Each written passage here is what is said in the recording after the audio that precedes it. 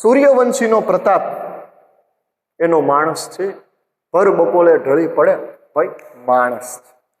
બહુ સુંદર રીતે કવિએ આમાં વાતની રજૂઆત કરી છે. અહીં કવિ એવું કહેવા માંગે છે, માણસના એના તેજની વાત કરવામાં આવી છે, એના પ્રતાપની વાત કરી છે, એમાં સામર્થ્ય છે એની વાત કરવામાં આવી છે કે માણસ છે એનું તેજ એકદમ સૂર્ય જેવું છે. એનામાં પ્રતાપ છે, એનામાં સામર્થ્ય છે, ખૂબ તેજ એનામાં છે.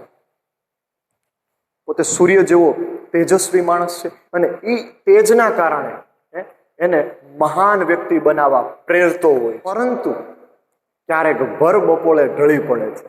એટલે કે ભર બપોરે ઢળી પડવું એટલે કે કોઈ પણ પોતાની જે કારકિર્દી છે, કારકિર્દીને આપણે શું કહીએ છીએ, આપણું જે કરિયર છે, પોતાની કારકિર્દીમાં આવ મોખરે હોય છે, ટોચ ઉપર હોય છે અને ક્યારેક એ માણસ પોતાને થાકી જતો હોય છે, થાક અનુભવતો હોય છે અને હારી જતો હોય છે.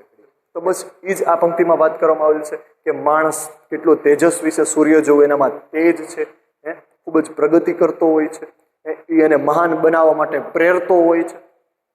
પણ ક્યારેક એ ભર બપોરે ઢળી પડે એટલે કે પોતાની કારકિર્દીમાં મોખર ઉપર હોય, ટોચ ઉપર શિખર ઉપર હોય અને એ ક્યારેક થાકી જતો હોય છે, એ ક્યારેક હારી જતો હોય છે.